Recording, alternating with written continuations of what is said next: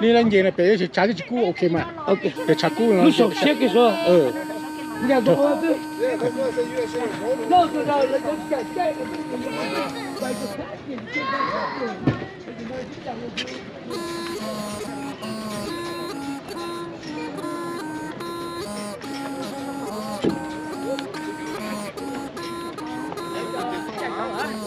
Oh, too late now. We're going to be right back. Yeah, too late. We're right over here. So we just...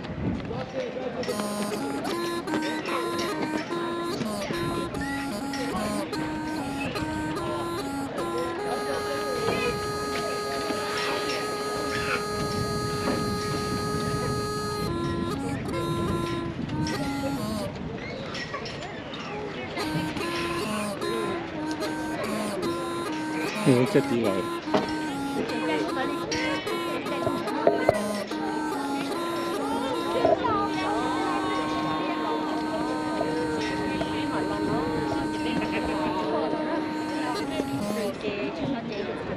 nhớ đâu你只不别了，这只啥呢哦？这别人可以看了，这人你来见到别人，那个是为了晒，你知道为了晒那个是哇？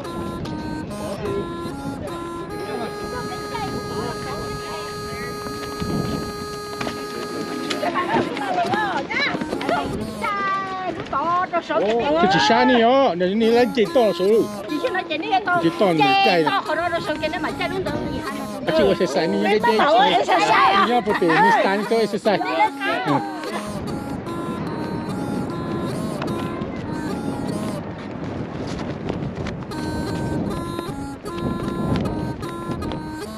Cho xe nữa, cho xe cho. Nó vậy, có lẩu rã đồ nữa. Thì chỉ tao tua nữa.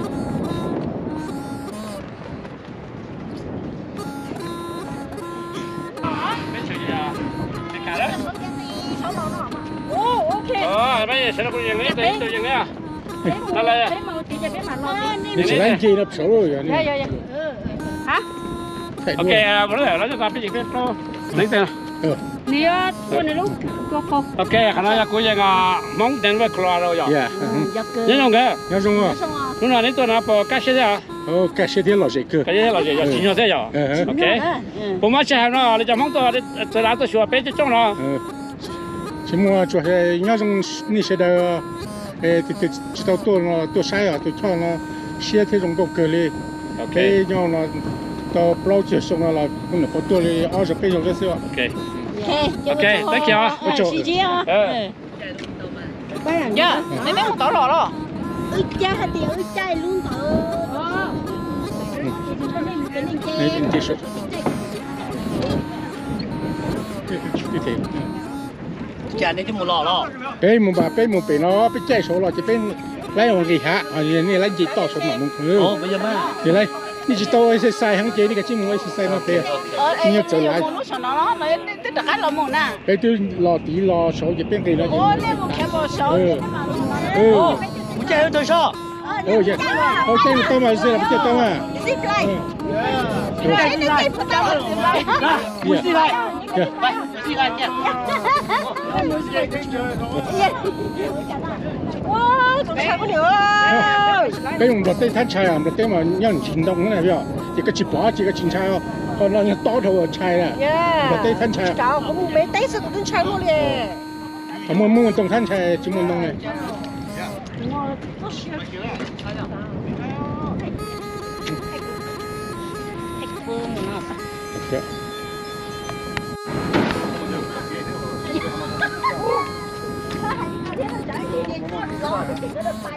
tôi cho có một bọc ghế thế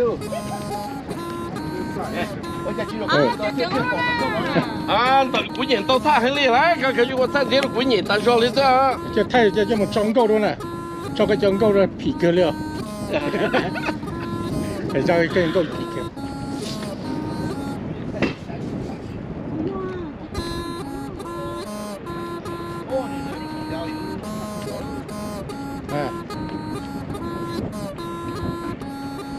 Cho cái đèn chai, đèn tông nó thanh chai, dễ là con chai đó.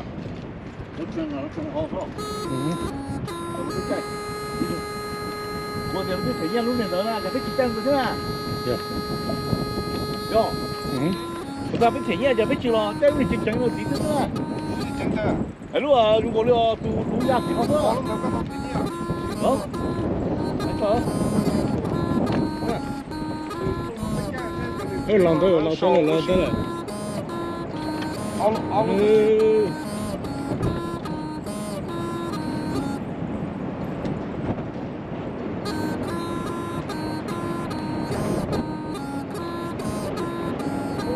Giờ chúng con làm đến thế mà. Ừ.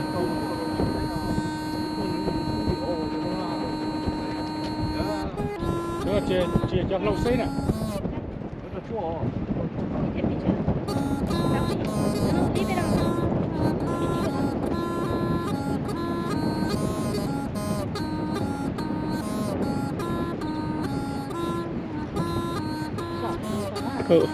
Ôi tụi này ít lần rồi. Mình được gì tụi nó chỉ thay những đôi.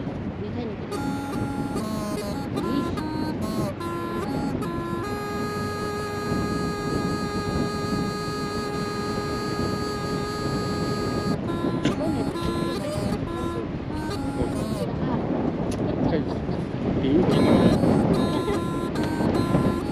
Chào chào nó.